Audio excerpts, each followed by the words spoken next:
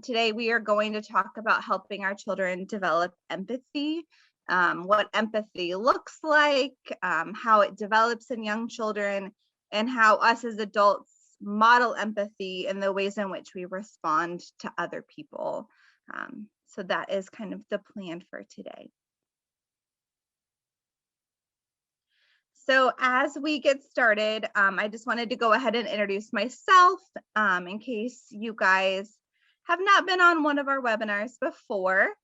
So my name is Lauren. I am the Family Support Specialist with Child Care Answers. So in my role as Family Support Specialist, I work one-on-one with families, connecting them to resources, supporting you in parenting, helping you navigate and understand your child's development, and then connecting you to childcare and school supports. So Child Care Answers is part of a larger resource and referral agency, and we service Hendricks, Hamilton, and Marion counties. You can follow us on Facebook, Instagram, and Twitter, and then on YouTube as well. So if you don't currently follow us, go ahead and like us on all of our social media, because we post all of our events and outreach efforts there. We post parenting guides and parenting resources, as well as we just started our Family Friday, which is where we post once every Friday something very intentional that you can do at home with your kiddo or that supports you in your parenting. We also record all of our webinars and put those on YouTube. And then you can visit childcareanswers.com/yourchild for a list of parenting tips, parenting resource guides, child development information, anywhere from toileting to breastfeeding supports to behavioral supports to engaging your school ager over the summer, and kind of anywhere in between. So here is the map to our larger childcare resource and referral network statewide that I mentioned. So we service Hendricks, Hamilton, and Marion counties. But if you are not in one of our counties, that does not mean that we can't support you. And we all work together in partnership to support all families in Indiana. So let's go ahead and jump right in. And what you really think about when you hear the word empathy. Courtney says, putting yourself in someone else's shoes. Yeah, so kind of taking on that responsibility of kind of thinking about something from somebody else's perspective. Yep, to understand kind of the way that they're thinking or feeling. Kirby says, of thinking and respecting and understanding another person's situation. Brandy says, the ability to feel or understand someone else's feelings. And India says it's the ability to recognize other feelings and try to understand their emotions as they play out. So not just like seeing someone and being like, oh, they're sad, but to begin to feel kind of some of that sadness, to understand how we might respond to them appropriately based on the feelings that they're having. And I think that that is important as we're thinking about children, is that we are showing this to our kiddos while also helping to develop this skill within them as well.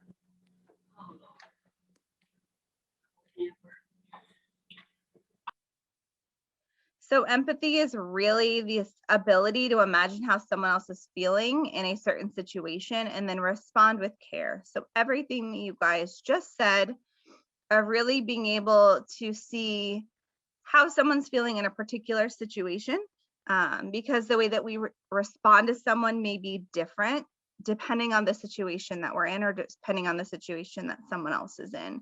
And we know that with working with our kiddos is that, you know, my son might be acting a certain way in one situation and experiencing some of those same feelings in another situation, but because of the situation that we're in, I may respond differently to him, if that makes sense.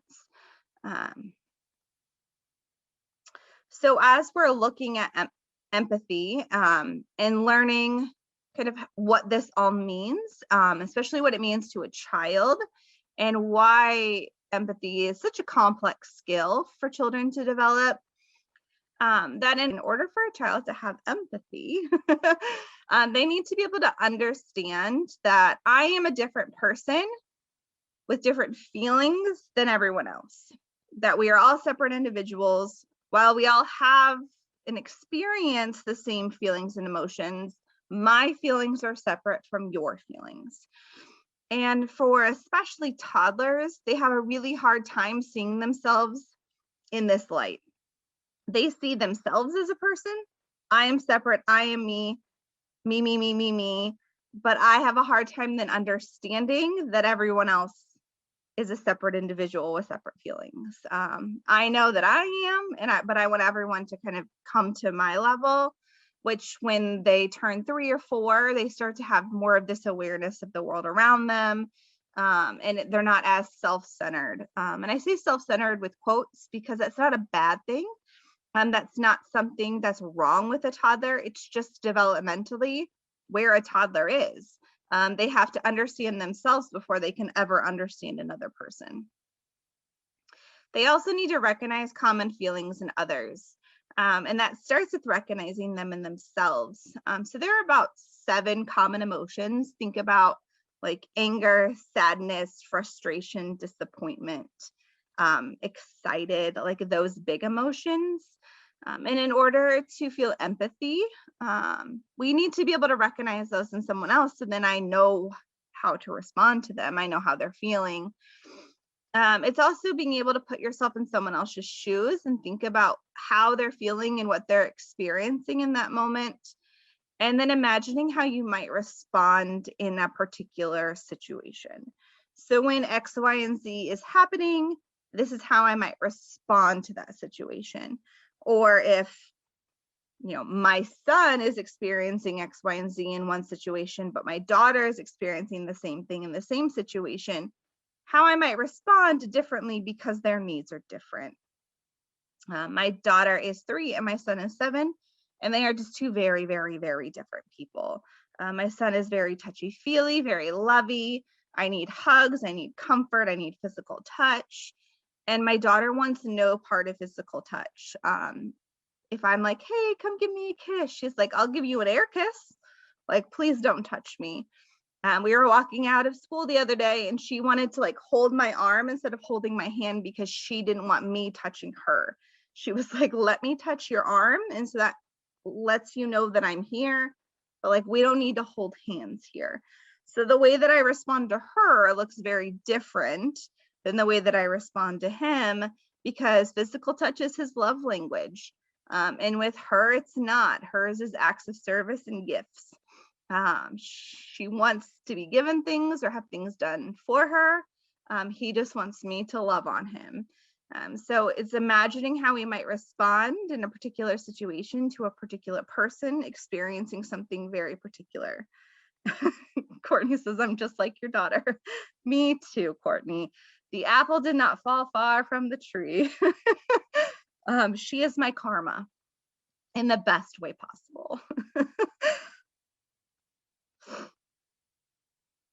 And so 0 to 3, if you're not familiar with 0to3.org and you have a young kiddo under 4, I highly recommend visiting their website. They are loaded with information around infants and toddlers, but they have a whole article on building empathy with infants and toddlers. And one of the quotes that I pulled out of the article was really about how understanding and showing empathy is really the result of many social emotional skills that are developed in the first few years of life. And so when we think about how complex empathy really is, it is developed from birth, from the time that we begin responding to our babies, the way that we interact with them, and the model that we set for them. Children take in a lot of information from the world around them, from body language to the way that people respond or look at people, to the way that people respond and talk to them. And so they're using all of this data to then use to kind of figure out how to interact with people around them. So when they're in an environment from birth that's very supportive of their social emotional development, they're in an environment where the adult respects them as an individual, empathizes with them, labels their feelings and emotions. Adults label their own feelings and emotions.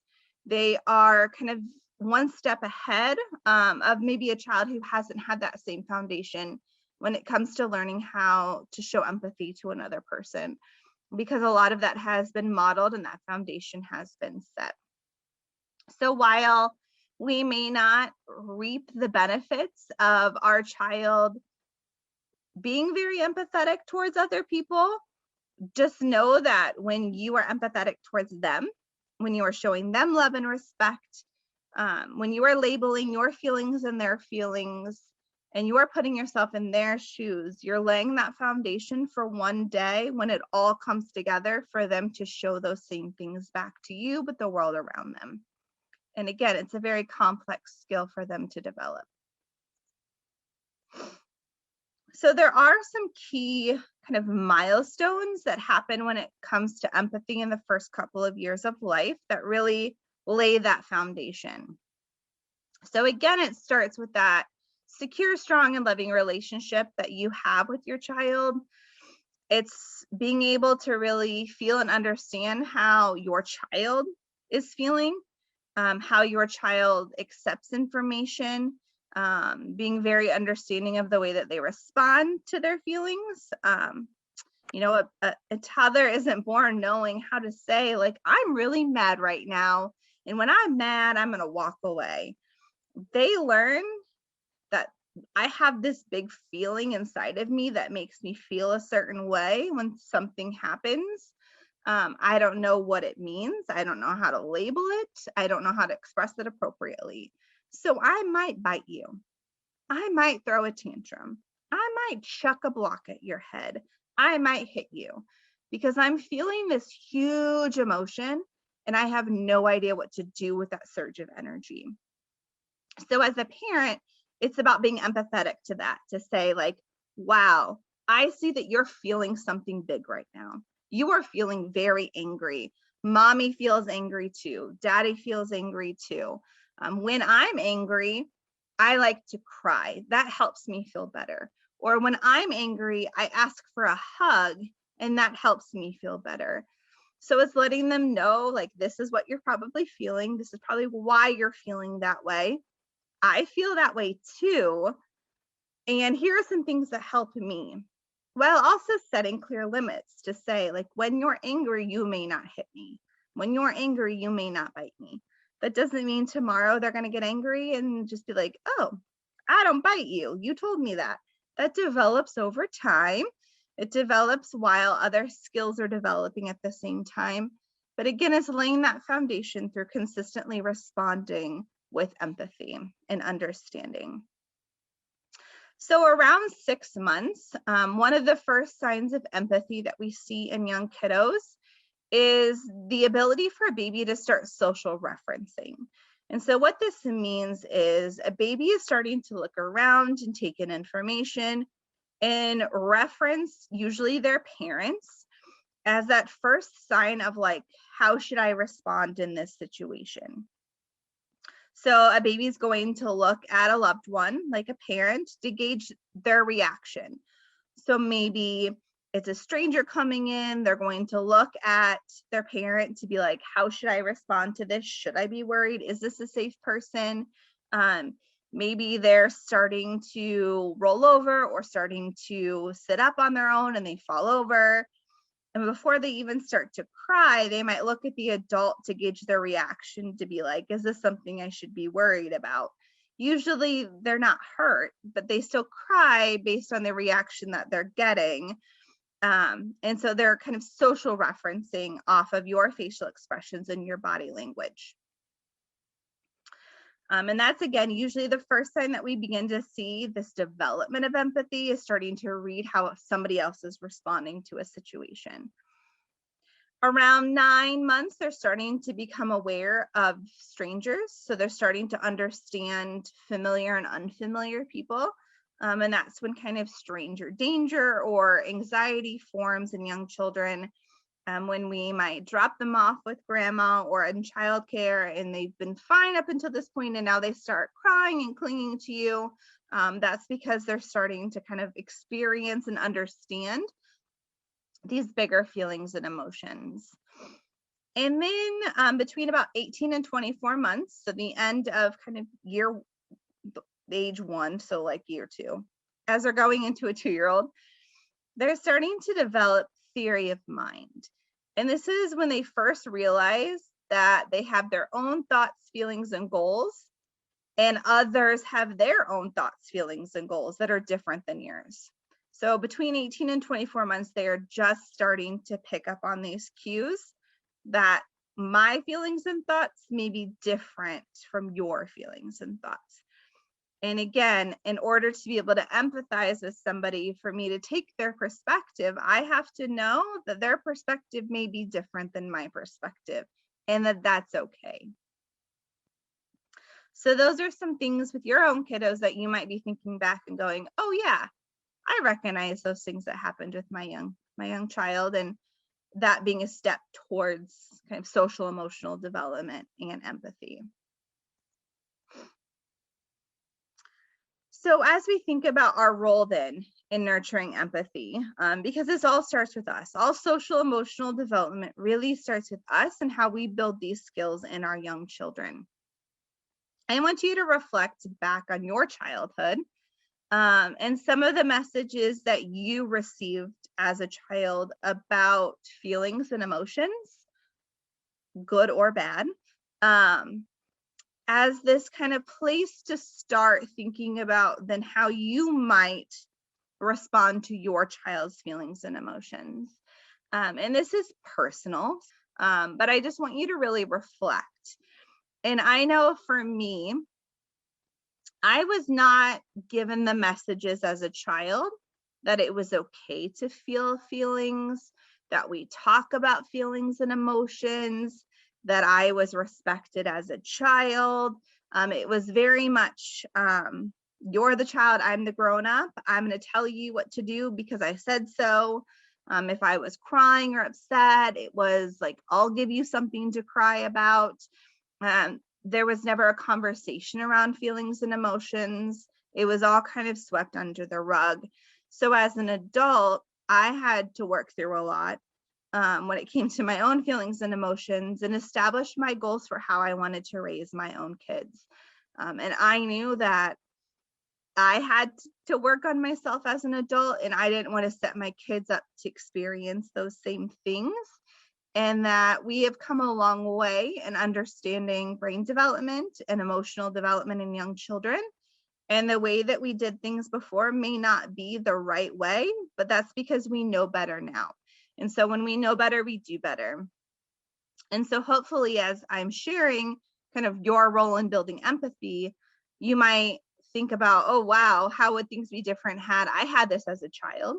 Or that's why I'm so good at empathizing with others, is because I have these foundations established early on. To begin to identify what goals you have in responding to your child's feelings and emotions and building empathy in them. So one of the first strategies that we can do as a parent is to go through this cycle of empathizing, there we go. Empathizing, talking, and suggesting. So what this means is that we model empathy by showing our child empathy. So we respond in a very empathetic way to them. Where me growing up, it was like, get up, brush it off, and keep going. It doesn't have to be this big elaborate thing, but really to say like, hey, I get you. I feel what you're feeling, and I understand you. It's really showing somebody else that I feel you. So saying things like, are you feeling scared of that dog? He's a nice dog, but he is barking really loud. That can be scary. I will hold you until he walks away. That's letting them know that what they're feeling in that moment is valid.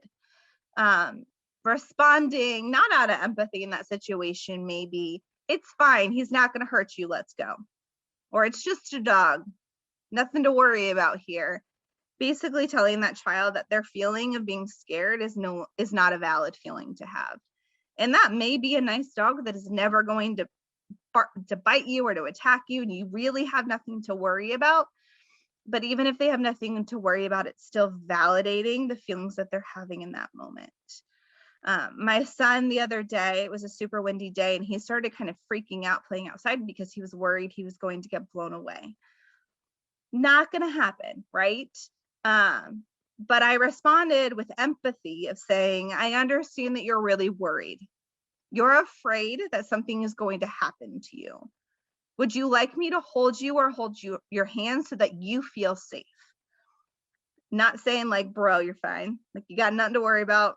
The wind is not blowing you over, but letting him know like you're afraid and it's okay to feel afraid. And I'm here for you to help you get through that fear. So once we empathize, we let them know it's okay to feel what you're feeling. Then we talk about it. So in this kind of example, is Kayla's feeling sad because you took her toy. Please give Kayla back her car and then you choose another one to play with. So it's explaining somebody else's perspective. So I'm going to talk about the way that others are feeling, especially when it relates to something that you may have done, in order to help you make that connection between the feeling and the action. She's sad because you took something. So now we have to make it right. Something that my son learned in kindergarten from the school counselor that came around and was working with all of the classrooms was to own it, fix it, and make it right. So own that you made a mistake, fix it by apologizing or changing your behavior, giving her back the car, whatever it is, and then make it right. So make it that we're good now. So whether that is me giving you back the car and saying, you know, I'm really sorry. You know, I took your car. I'm owning it. I'm really sorry that I took it. Here it is back. I'm going to go find something else to play with. So owning it, fixing it, making it right. Talking about feelings and relating them to what happened. And then suggesting. So suggesting alternatives or suggesting ways in which we might respond. Suggesting how a child might show empathy for somebody else. Because they're not going to think of these things on their own to start with. They have to be prompted with suggestions. So in this scenario, it's let's get Jason some ice for his boo-boo. Like, I'm suggesting a way to help Jason feel better. Maybe we can say like, let's go find Claire her passy. We know that that is going to help her feel better. Or let's go see if Charlie wants a hug. So suggesting ways that a child can show empathy for another person.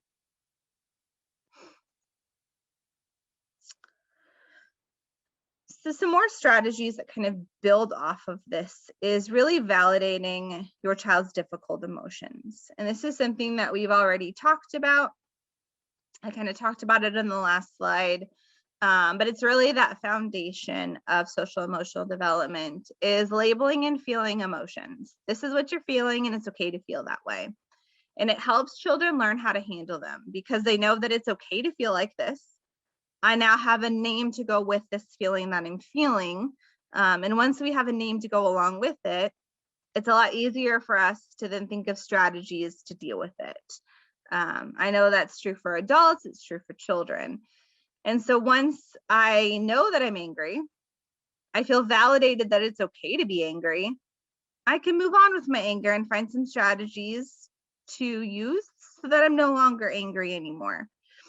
So here are some examples of validating our children's feelings and emotions. So saying things like, I know how much that hurts.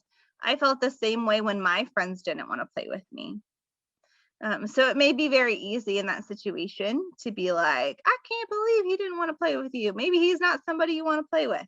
But instead it's looking at the emotions and not the behaviors. I know that hurt. I felt that same way when that happened to me. That's how I feel sometimes when I have to go to work. The toys still have to be picked up. I'll bet you can come up with some good ideas about how to get it done quickly. So it's not, you don't want to clean up. I get that.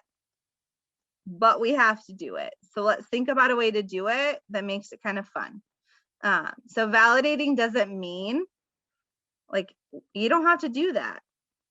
Or you're having a tantrum because you wanted a cookie. Validating doesn't mean giving them the cookie. It means saying, yeah, doesn't feel good. You want a cookie and now you're mad. I get that.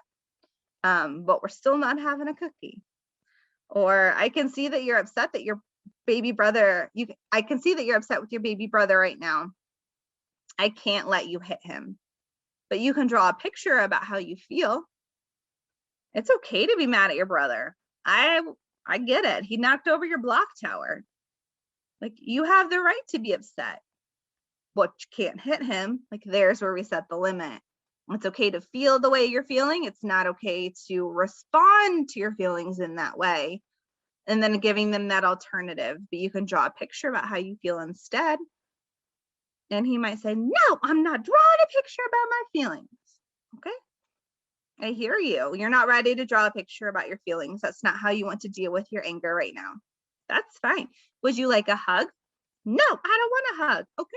I see that you're not ready for a hug right now. How can I help you? How can I help you feel better? I can't let you hit him. How can I help you feel better? So they don't have to always go along with it, right? But it's being consistent and continuing to respond with empathy, while also setting limits at the same time. Another strategy is to read stories about feelings. There are so many feelings books on the market. So I just threw a few on here. There are so many. But any books that have pictures with examples of the way that someone might be feeling so that a child can relate. So Panda Feelings is a book basically with pandas experiencing different feelings and emotions in a way that allows the child to say, like, oh, I felt disappointed before. I see that face that the panda is making, and I've seen that face in somebody else. Baby Happy, Baby Sad is talking about different things that make baby happy and different things that make baby sad. One of them is his ice cream falls off of his cone. That is really upsetting. So I love this book because it provides a really good foundation to just start talking about those things in a way that even a 1 or a 2-year-old can relate to. And then there's a lot of books just about I'm happy or I'm sad or I'm frustrated to dive into more emotions. My son, as a toddler, the first feelings word that we really dove into was excited, because when he would get excited, he would bite me. And so that was the first emotion that we really read books about, just the feeling excited. Like, let's dive into this one. Let me provide you some real strategies on how to deal with excitement other than biting. Let's really talk about that. And that was his first feelings word that he was able to see in other people, see in himself, and verbalize, like, I'm really excited. So for him, he would bite me when he would get excited.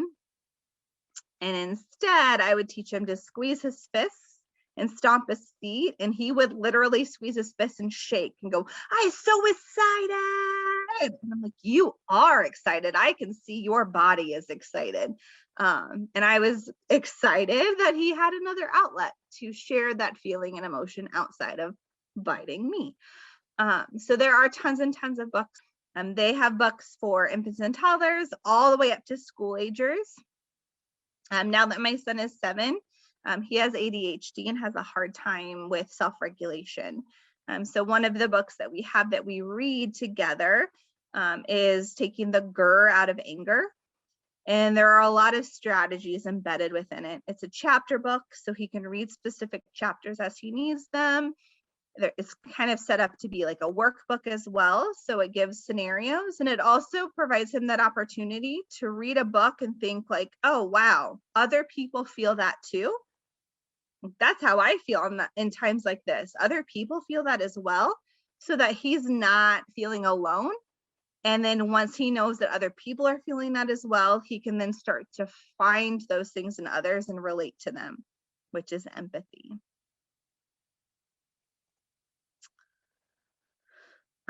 One of the things that I've mentioned before as well is that we are a role model for our child. So the ways in which we respond to them, to other people, to our significant others, to our coworkers, and to people we don't even know is laying that foundation for their development of empathy. So the way in which we respond, if we're responding through warmth or not warmth, it is setting that foundation for the way that they respond as well. So they're learning by watching us. They watch everything we do. And so it's essential that we are setting that strong foundation for what empathy looks like and really responding from this mentality of, you seem upset, how can I help you? With our children, but also other people that we interact with. And so it's getting out of that mindset, that older mindset of like, I'm the adult, you're the child, to really like, I'm here for you if you need something. That I'm going to apologize to you when I've wronged you. I'm going to be here to help build you up when you are feeling really upset, even if it's with me. That as the adult, I am the bigger person and I'm the one who is in control of my emotions to help you understand and control your own feelings and emotions. And before you can empathize with somebody else, you have to understand your feelings first. And one way that we can do that is by using I statements or I messages. So it's really this way of communicating and breaking down communication that models the importance of self-awareness. So moving conflict situations to be about how I feel and not about what you did to me.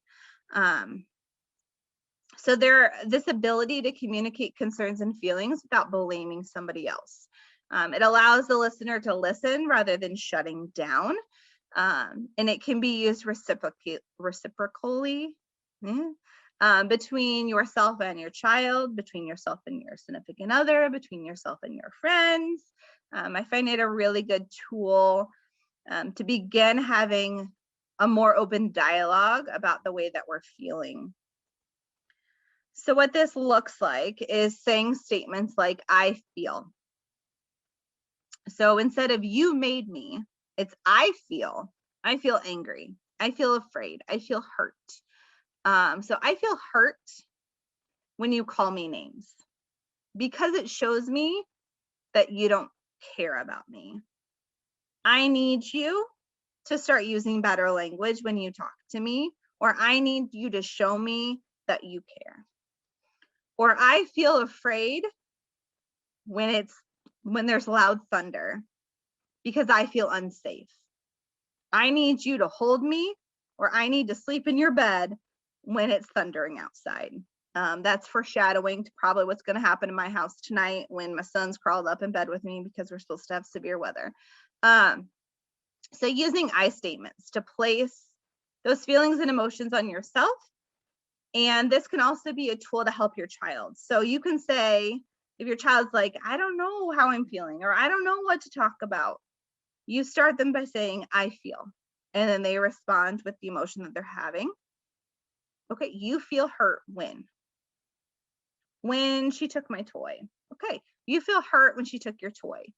Why? Why did that make you feel hurt? Because I didn't like it. Because you didn't like it. So what do you need from her to move forward? So it's giving them that tool to be able to start that conversation in a way that everyone feels validated. You can also respond to your child using iMessages when they are experiencing undesirable behavior in a way that, again, puts that feeling on you rather than blaming them. So my son sometimes will be like, you made me angry. And I'm like, I did not make you anything. You are in control of your own feelings and emotions. You chose to be angry at the situation. I understand that you don't want to go to bed right now. I get that, but I didn't make you feel angry. Your body chose to be angry at the situation, if that makes sense. So kind of like turning the messaging around to like, how do you feel? Not about me, it's about you. You feel angry because you don't want to go to bed. Okay, I get that, but I didn't make you feel angry. So maybe as our child is throwing sand, you might say things like, I need for you to keep the sand in the sandbox. Very different than you need to keep the sand in the sandbox. I need for you to keep the sand in the sandbox. It just sends a different message, right? For a child who's a little bit older, who can understand more complex messaging, it scares me when I see you throwing sand because it can get in other children's eyes and hurt them. oh, okay. Now I understand why you don't want me to throw sand. Okay, I'll stop throwing sand. Like, I get that. Now I understand how it's affecting somebody else or has the potential. Or maybe they're continuously getting out of bed at nap time. I need you to stay in your bed. Or I am feeling upset that you're getting out of your bed because it's quiet time and you need to rest. So just a different way of kind of sending that message to our child in a way that is about how you feel and not you need, or you should. I'm a should'er. And so I have to be very intentional about getting away from the shoulding language. I do it with my kids and my husband.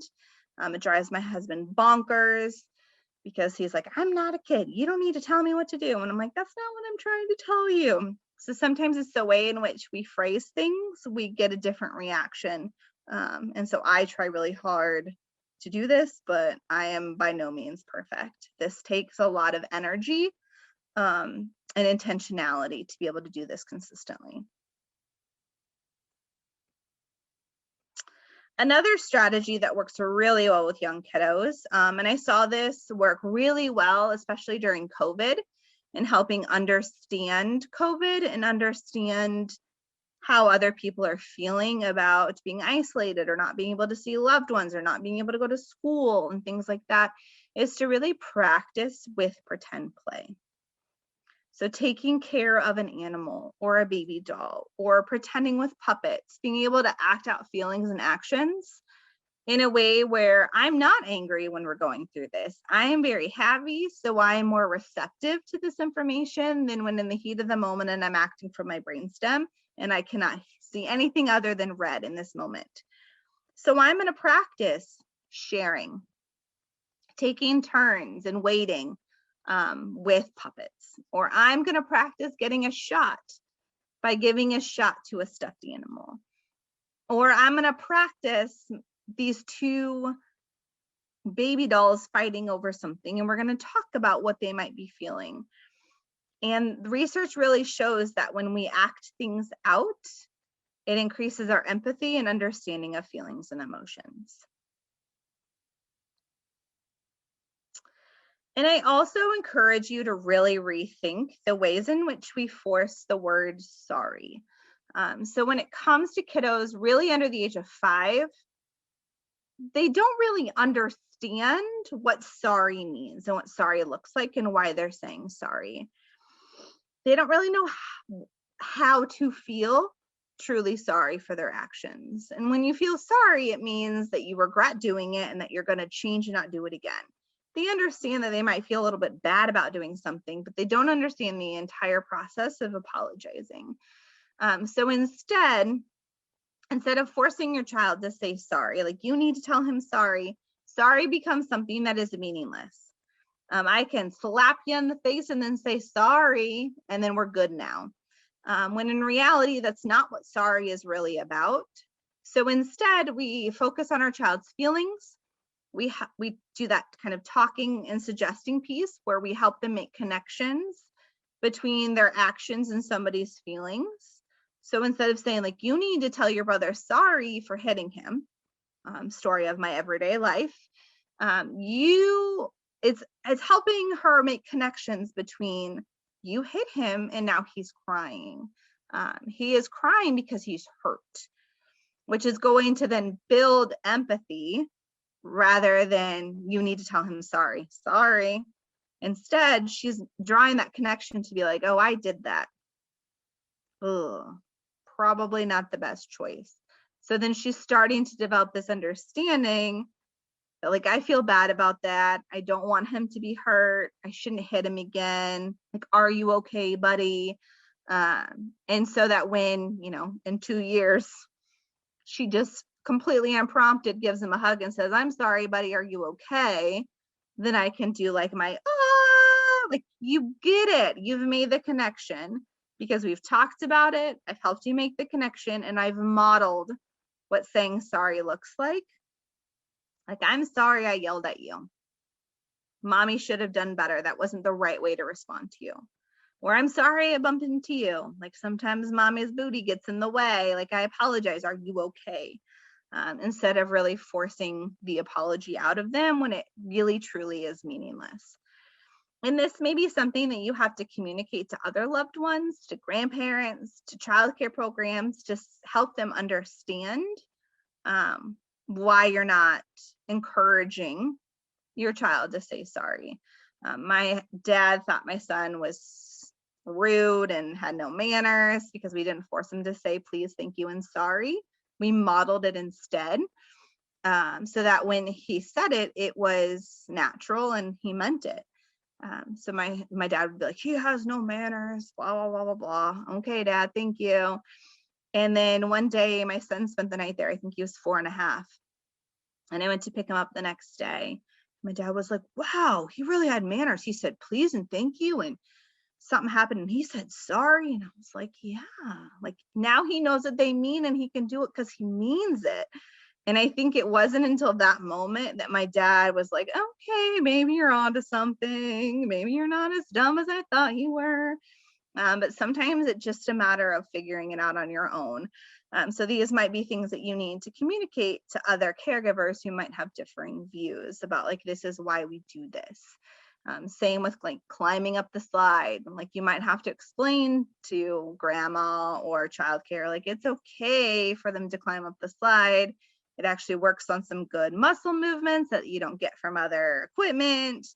Instead, I tell him to like look up, make sure no one's coming down, social awareness, but that it's okay for him to do that, to help them kind of understand your parenting, and the way that you're going through things and supporting their social, emotional development and other areas of development, which I get can be difficult, but it's important. And then lastly, be patient. Empathy is complex, like I mentioned at the very beginning. Understanding and being able to respond appropriately to my feelings and emotions is challenging. It's difficult. It takes a lot of time. Kids aren't going to be perfect every day, and by no means are you going to be perfect every day. We all struggle.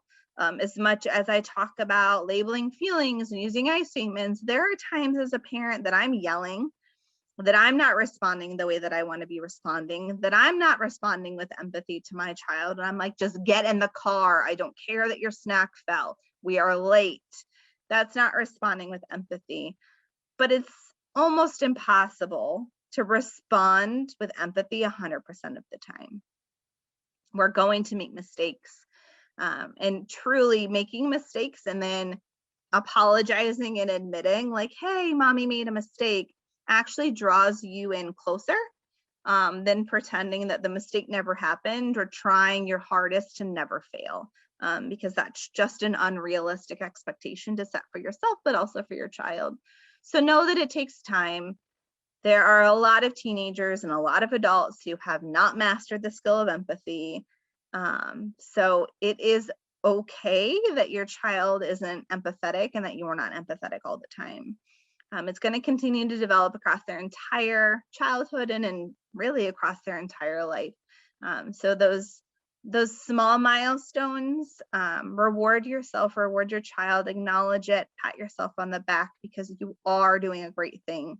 Just being here today on this webinar shows that you want to be empathetic to your child. You want to develop these skills, that you're probably doing a lot of these already. And hopefully this validated all of the things that you are doing to support your child's social and emotional development. So with that being said, if you want to connect further about this, if you're like, yeah, but let's talk about my child, or here are some common situations that we have, and this is what I've tried, and I'm just kind of at a loss, and I need some other strategies.